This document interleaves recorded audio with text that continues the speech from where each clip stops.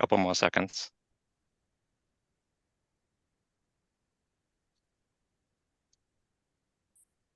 All right, you're good to go. Thank you. Good morning. I'd like to call to order the open meeting for Thursday, May 23rd, 2024, and ask the Commission Secretary for information on today's agenda. Each commissioner has independently reviewed the minutes of the open meeting of Thursday, May 9th, 2024, and each has informed me there is no need to discuss the minutes. I move we approve the minutes of the open meeting of Thursday, May 9, 2024. I second. All in favor? Aye. Each commissioner has independently reviewed the agenda, and each has informed me there is no need to discuss the notices associated with agenda items 2 through 11, the draft order for limited reopening notice and request for comment associated with agenda item 12, the draft final rule for amending WIS Admin Code section PSC 185.61 sub 1 to conform to 2021 Wisconsin Act 86 associated with agenda item 13, the suggested minute associated with agenda item 14, approving all the proposed reappointments to the Universal Service Fund Council as proposed by commission staff. For agenda item 15, Commissioner Nieto is recused from discussion. Chairperson Strain and Commissioner Hawkins have informed me there is no need to discuss the suggested minute associated with agenda item 15, approving the applicant's application as proposed with conditions 1 through 6 as stated in the staff memorandum dated May 2nd, 2024, and delegating authority to the Administrator for Division of Energy Regulation and Analysis to issue final decisions related to future project commitment agreements as proposed in the memorandum. Or the suggested minute associated with agenda item 17, awarding telemedicine equipment grants to all applicants listed in table 2 in the memorandum dated May 8th, 2024, requiring Ascension Calumet Hospital, Inc. to provide additional information demonstrating that the applicant serves patients in medically underserved areas before signing a grant agreement, requiring Edgerton Capital Hospital Foundation, Incorporated to provide the commission with a budget form and price evidence for the proposed project before signing a grant agreement, and delegating authority to the division administrator to decide whether the information provided is sufficient to proceed with signing said grant agreements.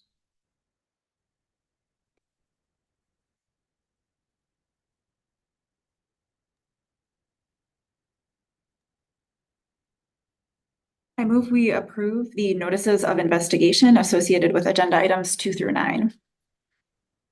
Second. All in favor? Aye. And I move we approve the notice of proceeding associated with agenda item 10. Second. All in favor? Aye. Aye. I move we approve the notice of proceeding and notice of proposed rescission associated with agenda item 11. Second. All in favor? Aye. Aye. And I move we approve the draft order to reopen associated with agenda item 12. Second. All in favor? Aye. I move we approve the draft final rule amending WIS Admin Code section PSC 185.61 sub 1 associated with agenda item 13. Second. All in favor? Aye. And I move we approve the reappointments to the Universal Service Fund Council as proposed by commission staff associated with agenda item 14. Second. All in favor? Aye. Aye. In agenda item 15, docket 5 AE 246, the joint application for approval of project commitment agreements between ATC and WEPCO, Commissioner Nieto is recused, and I move that we approve the item based on the secretary's description. Second. All in favor? Aye. Those abstaining? Aye. And I move that we award telemedicine equipment grants to all applicants deemed eligible, requiring Ascension, Calumet Hospital, and Edgerton Capital Hospital Foundation to provide additional information prior to signing grant agreements and delegating to the division administrator authority to determine and enter into those grant agreements if the information is sufficient. Second. All in favor? Aye. That brings us to agenda item number 16, docket 6630 AF 102, the application of Wisconsin Electric Power Company for approval of accounting treatments for investments to be made in distribution facilities to be installed in the village of Mount Pleasant in Racine County, Wisconsin. I want to start by saying that I am excited about the growth and economic development occurring in Wisconsin under Governor Evers' leadership, and that the recent announcement that one of the big 5 American IT companies is investing billions of dollars in Wisconsin is very exciting. With that being said, what's before us today is a very small, narrow piece of that overall project. This item is an application from Webco requesting accounting treatment for their distribution project investments, including transformers, breakers, relays, and other equipment to be installed at the project site in the village of Mount Pleasant in Racine County. I want to be clear that the decision before us is not a ruling on the merits of this project, permitting, cost allocation, nor project approval. Today, we're only deciding on the accounting treatment for preliminary costs associated with the distribution portion of this overall project. The applicant is requesting authorization to accrue allowance for funds used during construction, or AFUDC, on 100% of the construction work in progress, also known as QUIP, balance during equipment procurement and construction of the distribution project.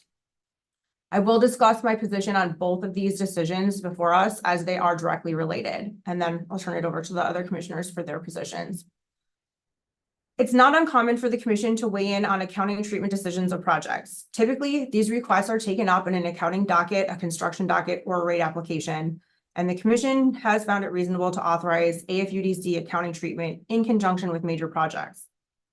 This docket presents a unique situation in that the project is located within a statutorily created zone that limits the commission's oversights of parts of this project. Given that we are kind of in an uncharted territory situation, and at this time that we have limited information about what's being built and how it will be paid for, my decisions today are based on the desire for increased transparency, rate impact mitigation to the extent possible, fairness in terms of customer contribution, and timeliness as it relates to the project schedule and what we know now versus what we'll know as the project continues to progress. The first question before us is whether to authorize the accrual of AFUDC with several sub-alternatives.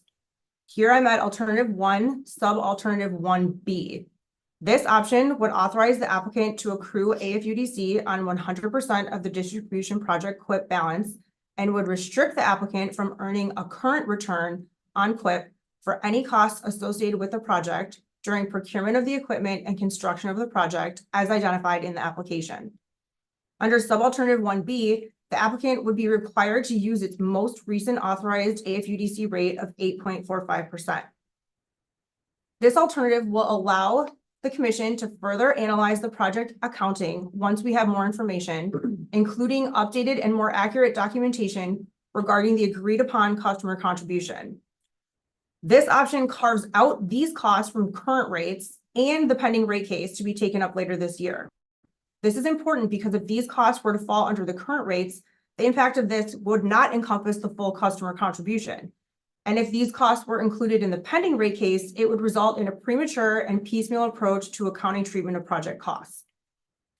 The next decision before us is whether to impose any conditions that must be met to receive the accounting treatment sought. There are 13 proposed conditions in the memo. In summary, they would give the commission access to additional information about aspects of the project we do have oversight of. They would provide clarity about what this decision is and what it is not in the hopes that our actions today won't be misconstrued. They require reporting conditions to allow for monitoring of project scope and associated costs. And they ensure the commission has accurate and updated information regarding important components of this project, including the customer contribution. For the conditions decision, I'm at alternative 2, which would authorize the accrual of AFUDC with all of the proposed conditions 1 through 13 outlined in the memo. I believe these conditions make a unique and somewhat murky situation better. They will help the commission gain information to assist in the determination of cost contributions and rate impact. I'm recommending these conditions not to meddle in the project or stifle its development, but instead believe they're necessary despite the uniqueness of the project. The commission still has a duty to ratepayers to ensure that costs are not being inappropriately shifted to them, and a duty to fully analyze this aspect of the project with complete and accurate information. We still need as much information as possible to make informed decisions on the aspects of the projects that we do have oversight of. And these 13 conditions give us some tools and should provide increased transparency, more thorough information, and a measured deliberative process for future determinations related to this project. I will now turn it over to Commissioner Nieto to hear her decisions on these. Thanks, Chair Strand. I think in general, I would echo a lot of what you've just said.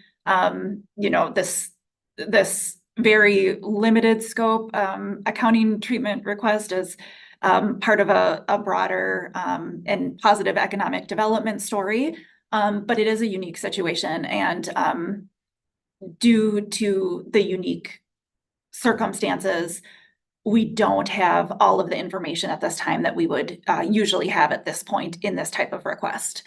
I thought in general, with some of the lack of information available at this particular time, I found the comments provided by the customer and the utility to be helpful. And I really did appreciate Cub's comments and substantive analysis as well. In terms of authorizing accrual of AFUDC on 100% of QIP, I was at Alt 1. Authorizing AFUDC on 100% of QIP subject to conditions. And I was also at both sub-alts 1A and 1B. Under sub-alt 1A in particular, I would essentially cap the allowable QIP balance to which AFUDC is ultimately applied at an amount of $304 million net of the customer contribution amount when that becomes known. So in other words, the total QIP balance to which AFUDC would be able to be applied would be today's flat project estimate amount of $304 million, which we have minus the customer contribution amount, and AFUDC would not be applied to a QIP balance exceeding that delta. And again, I think to some of the points that you raised, Chair Strand, because this is a unique situation, I do think, you're willing to be adaptable and flexible, but also, recognizing that some of those additional conditions are necessary in order to get there and to still get the commission the information it needs. I also found that QIP balance cap parameter helps us, get to a place where we don't have the customer contribution amount today, but it just sets up that additional parameter in lieu of having that upfront information. I was also at sub-alt 1B, authorizing the most recent authorized AFUDC rate of 8.45%. And with regard to the conditions, for the same reasons you discussed, I was at Alt 2, conditions 1 through 13. And along those same lines of transparency, equity among existing and new customers.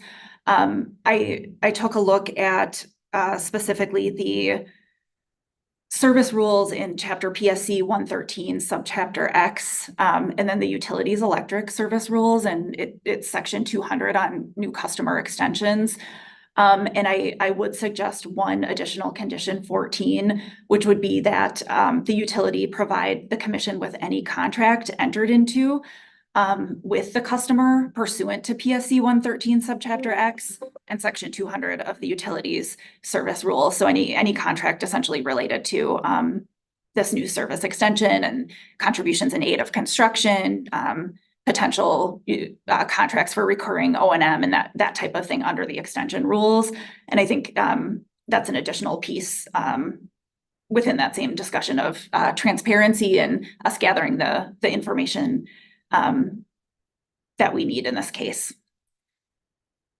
And I will stop there.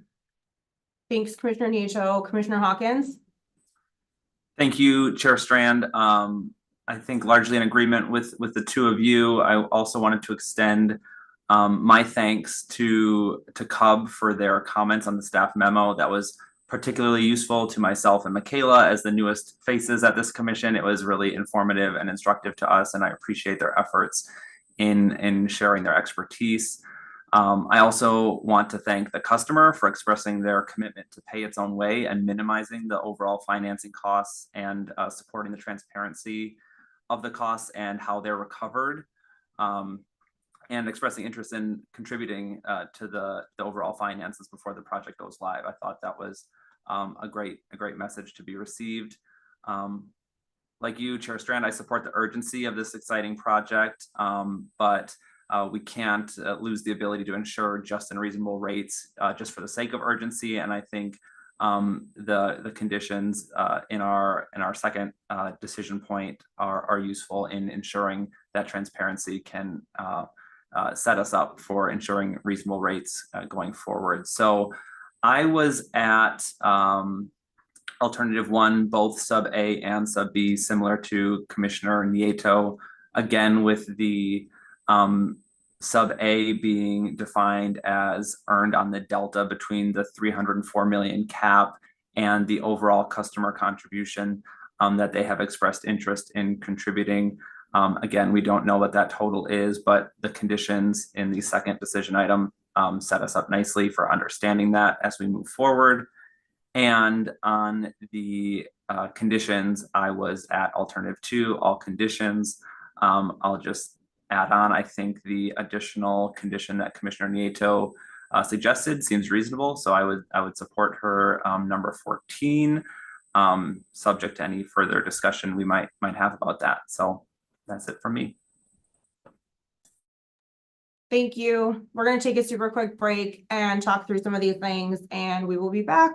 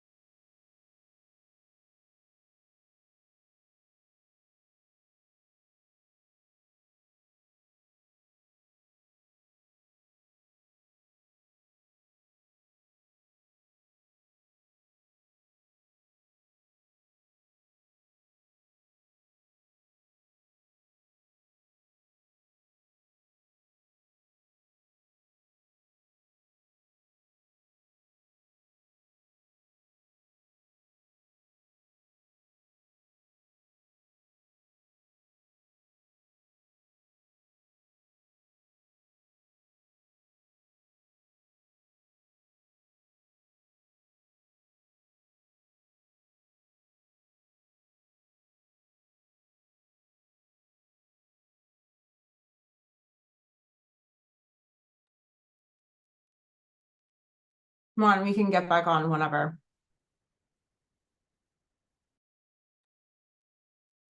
All right, you're good to go.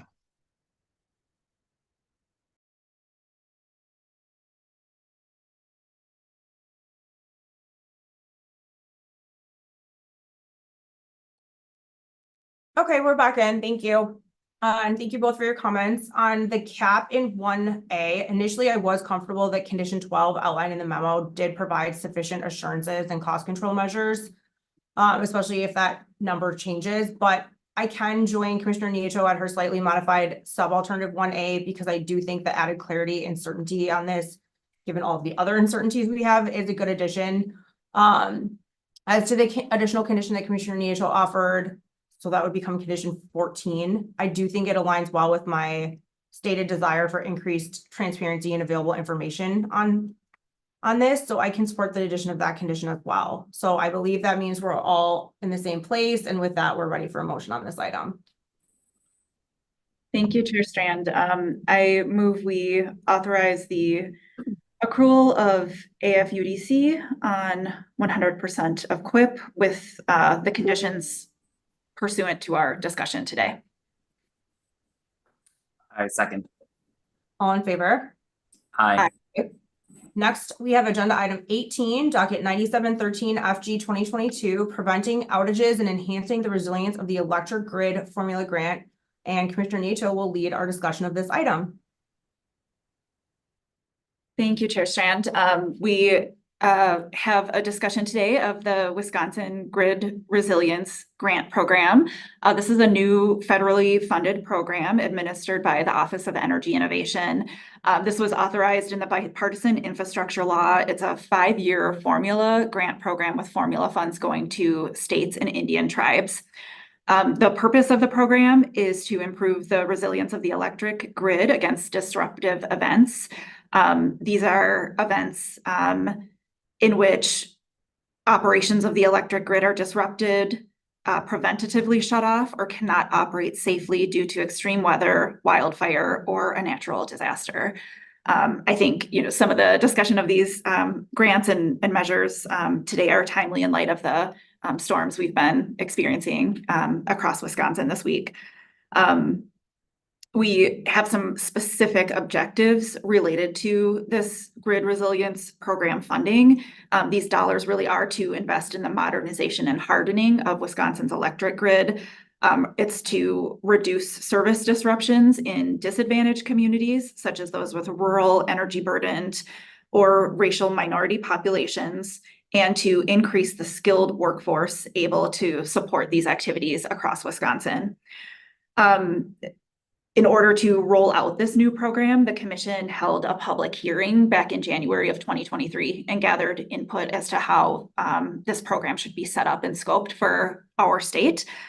We also accepted public written comments, and the Commission, after receiving all of that input, established this first round of the program with a grant amount of $9.73 million available to fund today.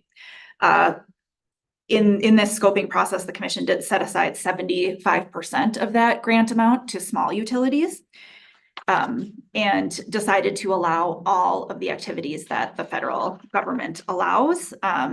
But the Commission also decided to identify priority activities among those eligible activities. This is a good time to note too that our state's large utilities have the opportunity to apply for this funding as well, and other similar funding directly from the United States Department of Energy.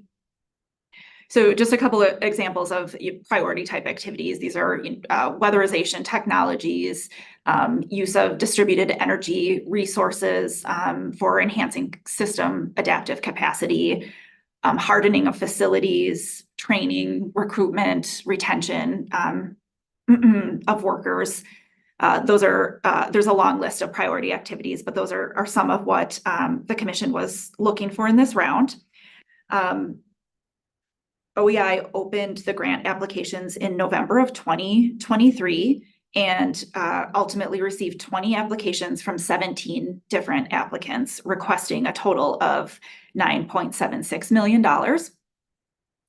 I'd also note that DOE does have to approve each application after we approve it individually in order for the awards to move forward. And finally, I would just take a moment to thank our staff for their great work and analysis provided in the memo and in all the materials for this grant program. The panel did a good job reviewing all these applications, and thanks to the applicants for their interest and efforts as well. Those are the opening remarks I'd make, and I'll pause there. Should Chair Strand or Commissioner Hawkins have any opening remarks? Thank you, Commissioner Nato, and thank you again for leading our discussion on this. I just echo your comments. I think you did a great job of summarizing the program and the program design. And again, like you said, thank you to the staff and the people who participated and applied for these. And yeah, my discussion with staff and learning about these projects was extremely interesting, and I am encouraged by the participation and the applicants. And I talked about how this program could evolve in future years, and as it relates to the delegation that we'll discuss in a little bit, I talked to them about how maybe we could prioritize innovative projects or more innovative projects, I think, in the future. So just something to think about as we move forward. This is certainly a great group of projects, but it was interesting to hear from staff what they thought about for the next iterations a couple of years down the line, as this is a multi-year program. So I just wanted to flag that. Great, thank you. Our first decision that we have to make in this grant round is related to eligibility. There was one application that the panel found to be ambiguous in terms of eligibility. And this is an application that would likely require US DOE designation in order to deem the applicant as an eligible entity. The applicant is Vanguard Electric Commission. This is an organization that's been formed by two municipal Wisconsin utilities to operate and maintain the distribution system for the two villages. It's Mazomanie Electric and Black Earth Electric formed Vanguard. And so Vanguard identified itself as a distribution provider and also identified itself as a small utility for the purposes of that small utility set aside. As it serves or is a part of Mazomanie and Black Earth Electric utilities. Given the information that we have here today, I would be in favor of alternative 2, taking note of the concerns about the eligibility, finding that it's not necessary to address eligibility at this time, and asking that staff work with DOE to request DOE's final determination as to whether Vanguard is eligible. Chair Strand? I'm in the exact same place for the exact same reason. Thank you for articulating it so clearly. As am I. Alternative 2 for me. Wonderful, thank you. Next, we have a discussion of the merit of the proposals received and which proposals to fund. Again, we had a 3-member review panel looking at all of these proposals and reviewing them. They scored all 20 applications and recommended 19 of the 20 applications. I will note that as usual, the commission isn't bound by the recommendations, but the scoring of a project may be one of several considerations that the commission may consider when determining awards. The review panel, the one application the review panel did not recommend was awarding funds to Northern States Power Company, Wisconsin's strategic vegetation management project. I wanted to highlight that one in particular. I think Excel's project was a good project, and I personally appreciate the effort to come in and to apply, and that's something that the commission has encouraged utilities, particularly our IOUs, to do, is to pursue the federal funding in any applicable buckets and keep us up to date on applications for that federal funding. So wanted to note that application and those efforts in this and in other areas haven't gone unnoticed. Otherwise, I think the staff memo did a good job of outlining why this particular application wasn't as clear of a fit and didn't score as highly for this opportunity as the other ones did. And I would also just note that any funds that we have unspent in this round will roll over to the next grant round. And to some of the points Commissioner Hawkins made as well in the coming next year or two as this program continues to move forward. So for all of those reasons, I was at alternative 1, awarding the grants consistent with the review panel's recommendations as shown in table 11. Chair Strand? I'm also at alternative 1. Thank you. And alternative 1 for me as well. Great, thank you. And finally, we have a question regarding delegation. So the DOE does have to approve each project that we forward on for funding. And in that process of reviewing the individual projects, DOE might come up with additional questions or modifications and that type of thing. And so I would vote to delegate any additional determinations resulting from US DOE review of commission awarded projects to the delegated commissioner. I'm the delegated commissioner, and I think as we talk about in our other grant rounds where we've decided this way, if anything unusual or a little bit broader in scope comes up, that's where it's appropriate for the delegated commissioner to also take the question to the full commission. So I would envision these being minor modifications that come up along the process of working with US DOE. Chair Strand? I'm also at alternative 1, and I'm very comfortable with the process that you outlined. Thank you. Thank you. And Commissioner Hawkins? So my delegation to you sounds great on this one, alternative 1. Wonderful, thank you. Finally, just to respond to your flag, Commissioner Hawkins, I think those are great thoughts, and I think going forward, what we would probably see is additional funding coming in to the state for this program for future rounds and another round of scoping. And receiving comments, scoping out the programs and having full discussion. And I think your notes and interest in focusing on projects that further push the innovative side of this area are helpful to have as we continue to move forward towards these next steps and towards a scoping discussion as well. Thank you. That's helpful. I wasn't sure of what that process looked like. So you answered my next question. Thank you. Thank you. And are we ready for a motion? I think so. Yes. Thank you. Great. Thanks. I move we award the Wisconsin Grid Resilience Program grants pursuant to our discussion and delegate additional determinations resulting from work with the US DOE to the delegated commissioner. Second. All in favor? Aye. All right. At this time, actually, do you want to make the motion, Commissioner Nato? Sorry. Thank you. Sounds good. Yeah. At this time, I move that we go into closed session pursuant to Wisconsin statute section 19.85 sub 1 sub G to discuss the litigation matter that is noted in our agenda today. Second. All in favor? Aye. We'll be back. Thank you.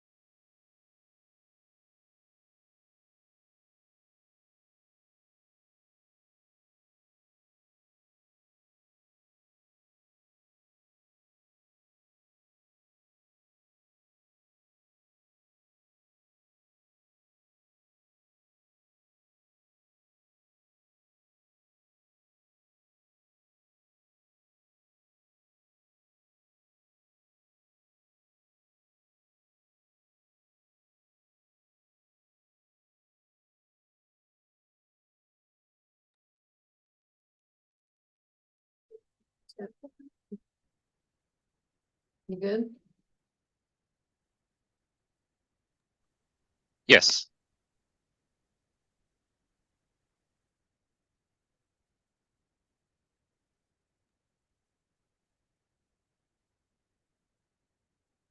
Okay, I believe we're back. I would now like to reconvene the open meeting pursuant to our notice. In closed session, we discussed the status of the above lawsuit and received guidance from our legal counsel, which means that we are done with our official business for today. That concludes the meeting. Our next open meeting is scheduled for Tuesday, June 4th, 2024 at 10:30 a.m. May I have a motion to adjourn? I move we adjourn until Tuesday, June 4, 2024 at 10:30 a.m. Second. All in favor? Aye. We're adjourned.